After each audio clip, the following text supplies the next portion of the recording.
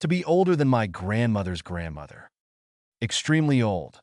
Often used humorously or to exaggerate the age of something. Describing someone or something that is ancient or of great age. That story is older than my grandmother's grandmother. It's been around forever. The tradition of baking bread is older than my grandmother's grandmother. It's been passed down for generations. That joke is older than my grandmother's grandmother. I've heard it a million times. The history of the town is older than my grandmother's grandmother. It dates back to ancient times. The building is older than my grandmother's grandmother, but it's still standing strong. To be long in years. To have lived for a considerable amount of time. To be elderly. Describing someone who has reached an advanced age. The residents of the retirement home are all long in years, but they still enjoy each other's company. She may be long in years, but her mind is as sharp as ever. Despite being long in years, he maintains a youthful spirit and sense of humor. As he grew long in years, he became more reflective about his life and accomplishments. Despite being long in years, she remains active and engaged in various activities. To be set in one's ways. To be inflexible or resistant to change, especially regarding one's beliefs or habits. Describing someone who is unwilling to consider alternative viewpoints or adapt to new ideas. Being set in your ways can be a disadvantage in a rapidly changing world. She's set in her ways when it comes to politics. She never wavers in her support for her party. My grandfather is set in his ways. He refuses to use a smartphone because he prefers his old flip phone. He's set in his ways about what constitutes real art. He refuses to appreciate any contemporary works. The company's management is set in their ways. They resist any suggestions for modernizing the workplace. To have a bee in one's bonnet. To be preoccupied or obsessed with a particular idea or opinion. Describing someone who is fixated on a specific topic and frequently talks about it. He's got a bee in his bonnet about politics lately. Every conversation turns into a debate. My boss has had a bee in his bonnet about productivity ever since the company's profits dipped. She's had a bee in her bonnet about the new dress code. She thinks it's too restrictive. She has a bee in her bonnet about organic food. She won't stop talking about its benefits. Ever since he read that article, he's had a bee in his bonnet about climate change. To take something with a grain of salt. To be skeptical or cautious about accepting something as true or accurate. Describing a mindset of not fully believing or trusting something until further evidence is provided. He tends to exaggerate, so I always take his stories with a grain of salt. Before making any decisions, it's wise to take everything you hear with a grain of salt. The tabloids are known for sensationalism, so you should take their reports with a grain of salt. I take his promises with a grain of salt. He's let me down too many times before. You should take her advice with a grain of salt. She's not always the most reliable source. To be on the fence. To be undecided or neutral about a particular issue. To not have a strong opinion either way. Describing someone who is hesitant or unsure about committing to a specific position. She's on the fence about moving to a new city. She's worried about leaving her friends behind. I'm on the fence about joining the club. I'm not sure if I have enough time to commit. I'm on the fence about whether to accept the job offer. There are pros and cons to consider. Many voters are on the fence about the candidate. They're waiting to see how the debates unfold. He's on the fence about the proposal. He can't decide if it's worth pursuing.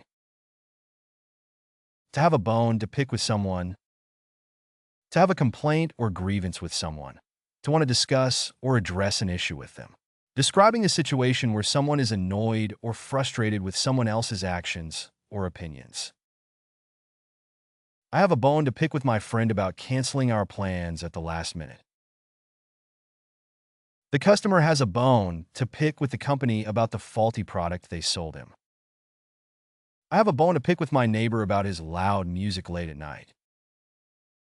He has a bone to pick with the restaurant staff about the poor service he received. She has a bone to pick with her coworker about not pulling their weight on the team project. To see eye to eye. To agree or have the same opinion as someone else. Describing a situation where two or more people share similar viewpoints or perspectives. We see eye to eye on the importance of environmental conservation. It's refreshing to find someone I can see eye to eye with on politics. Despite our differences, we see eye to eye on most issues. Even though we come from different backgrounds, we see eye to eye on the need for equality. We don't always see eye to eye, but we respect each other's opinions. To be of two minds. To be undecided or unsure about something. To have conflicting opinions or feelings. Describing a state of indecision or ambivalence regarding a particular issue or decision. I'm of two minds about investing in the stock market. It could lead to high returns, but there's also a risk of losing money. I'm of two minds about whether to attend the conference. On one hand, it's a great opportunity, but on the other hand, it's expensive. They're of two minds about moving to a new city. It would mean better job prospects, but they'd be far from family. She's of two minds about accepting the job offer. The salary is attractive, but she's unsure about the company culture. He's of two minds about selling his car. He could use the money, but he's sentimental about it. To be a pain in the neck. To be annoying or troublesome. Describing someone or something that causes frustration or irritation. Having to commute for 2 hours each day is such a pain in the neck. Dealing with paperwork is such a pain in the neck. Her neighbor's loud parties are becoming a pain in the neck. His constant complaints are a real pain in the neck. Trying to assemble this furniture is proving to be a real pain in the neck. To be a pain in the backside. To be extremely annoying or bothersome. Describing someone or something that causes ongoing inconvenience or difficulty. Her computer crashing right before the deadline was a real pain in the backside. Dealing with bureaucracy can be a pain in the backside. Fixing this leaky faucet has turned into a real pain in the backside. Trying to find parking in this city is always a pain in the backside. Having to redo the entire project because of a mistake was such a pain in the backside. To be a thorn in someone's side. To be a persistent source of annoyance or trouble for someone. Describing someone or something that continually causes frustration or difficulty. His chronic lateness has become a thorn in his boss's side. Dealing with the unreliable internet connection has been a thorn in our side. The noisy neighbors have become a thorn in our side. The project's tight deadline has been a constant thorn in my side. The ongoing dispute with the landlord has become a thorn in our side. To be a pain in the rear. To be a source of annoyance or inconvenience. Describing someone or something that causes frustration or difficulty. Her constant criticism is a pain in the rear. The traffic congestion during rush hour is a real pain in the rear. Having to work overtime on weekends is such a pain in the rear. Dealing with customer complaints is often a pain in the rear for retail workers. The malfunctioning printer has been a pain in the rear all week. To be a sore point. To be a sensitive or contentious issue. Describing something that causes discomfort or distress when mentioned or addressed. Bringing up her failed business venture is a sore point for him. The company's layoffs are a sore point among the employees. Discussing politics has always been a sore point in their relationship. The lack of diversity in the workplace has become a sore point for many employees. The topic of his divorce is a sore point with his family. To be a thorn in someone's flesh. To be a persistent source of irritation or trouble for someone. Describing someone or something that continually causes annoyance or difficulty. The neighbor's barking dog has become a thorn in our flesh.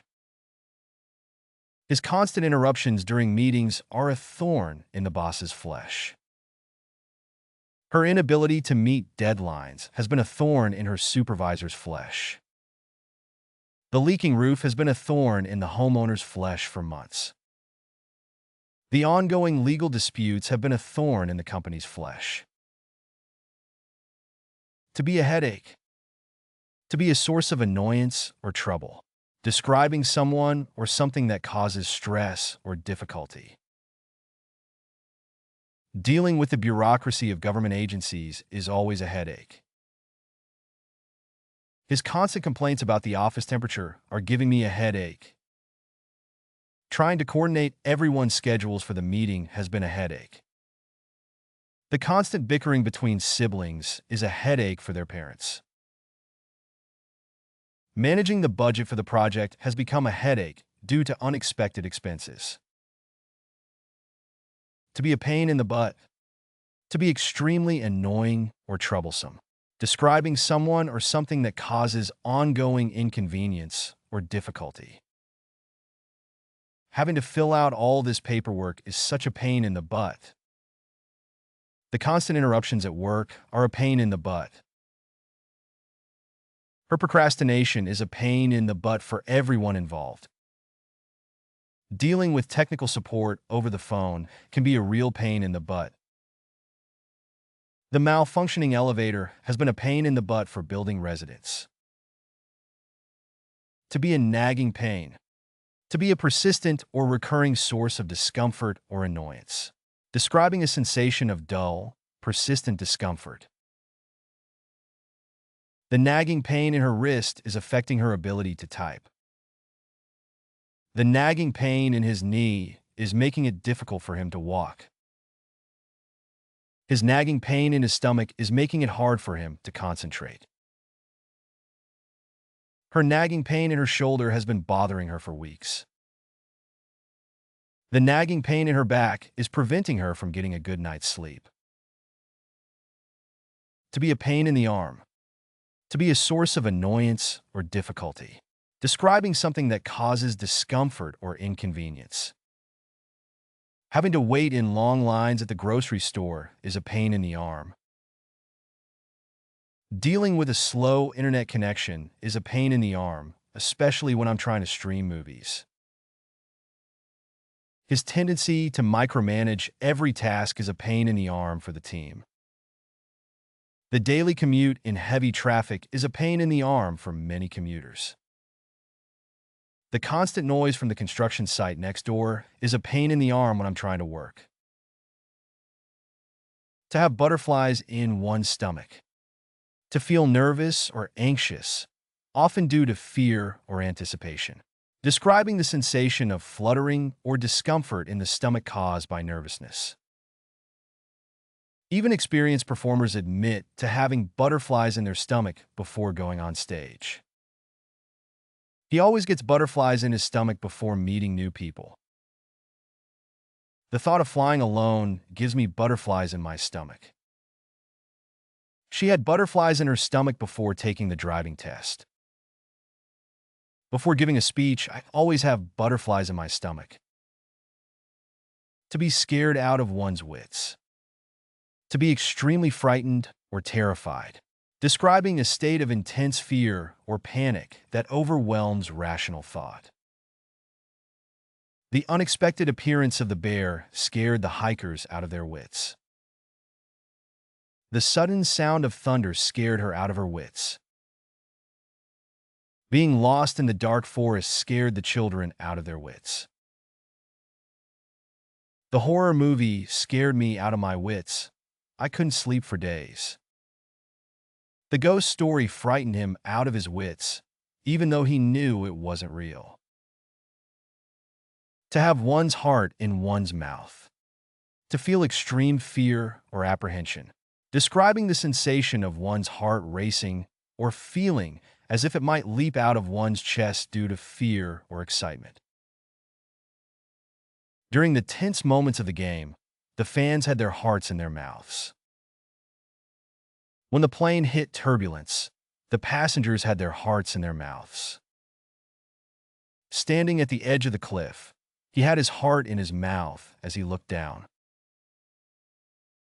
Watching the horror movie, she had her heart in her mouth during the suspenseful scenes. As the car skidded on the icy road, I had my heart in my mouth. To be scared stiff. To be extremely frightened, causing one's body to become rigid or immobile. Describing a state of intense fear that paralyzes or freezes one's movements. The thought of public speaking scares her stiff. She avoids it at all costs. The sight of the spiders scared her stiff. She couldn't move. The sight of the snake in the garden scared the children stiff. They ran inside and locked the door. Being alone in the haunted house scared him stiff. He couldn't even scream. The sudden loud noise scared the cat stiff. It didn't move for hours. To have a frog in one's throat. To have difficulty speaking due to nervousness or fear. Describing the sensation of a lump or tightness in the throat that interferes with speech, often caused by anxiety. Having to confront her boss about the mistake made her nervous and caused a frog in her throat. During the presentation, she had a frog in her throat and had to pause to clear it. Speaking in front of a large audience always gives him a frog in his throat. During the interview, I had a frog in my throat and couldn't speak clearly. When she saw her crush approaching, she got nervous and had a frog in her throat. To be scared witless. To be extremely frightened to the point of losing the ability to think clearly or rationally. Describing a state of intense fear that renders one mentally paralyzed or unable to function normally. The sudden appearance of the ghost scared her witless. The thought of being alone in the haunted house scared him witless. The loud explosion scared the dog witless. It cowered in fear for hours. The sight of the masked intruder scared her witless. She couldn't move or scream. Being lost in the dark forest scared the children witless. To have cold feet. To feel nervous or apprehensive about a particular action or decision, especially when faced with the prospect of potential danger or risk. Describing a reluctance or hesitancy to proceed with a planned course of action. They had cold feet about buying the house after learning about the neighborhood's crime rate. He had cold feet about quitting a stable job to start his own business. He wanted to ask her out on a date, but he got cold feet at the last minute. The thought of skydiving made her get cold feet. She decided not to go through with it. As the wedding day approached, she started to get cold feet about getting married. To be scared to death. To be extremely frightened, to the point of feeling as though one might die from fear. Describing a state of intense fear or panic that feels life-threatening or overwhelming. Being trapped in the elevator scared him to death. He thought he would never get out.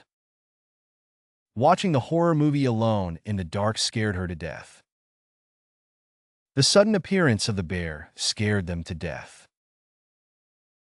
The thought of facing the spiders scared her to death. she couldn't move or scream. The sound of gunfire nearby scared us to death. We hid in fear until it stopped. To have one's heart in one's boots. To feel extremely anxious or fearful, often due to a specific situation or circumstance. Describing a state of apprehension or dread that causes one's spirits to sink. As the storm approached, she felt her heart in her boots. The thought of giving a presentation in front of a large audience made his heart sink into his boots. As the exam date approached, he felt his heart sinking into his boots. When she realized she forgot her passport at home, she felt her heart in her boots. When he heard the news of the impending layoffs, he felt his heart in his boots. Tickled pink. To be delighted or pleased. To be amused or entertained. The children were tickled pink with the new puppy. He was tickled pink by the hilarious comedy show. Grandma was tickled pink when the whole family came to visit her. She was tickled pink when she received flowers from her secret admirer. Getting a promotion made him tickled pink. Living the high life. To live luxuriously or extravagantly. To enjoy a life of pleasure and indulgence. They flew to Paris and spent a week living the high life. Ever since he won the lottery, he's been living the high life. After years of hard work, she finally made enough money to start living the high life. He inherited a fortune and immediately started living the high life. Being a celebrity means you get to live the high life. You can find playlists for various languages in the video description. To practice the vocabulary, you are encouraged to explore our various apps. Links to these are also included in the description. If you found something new or interesting, feel free to share your thoughts in the comment section and provide your valuable feedback. And please don't forget to like the video and subscribe to our channel for more educational content.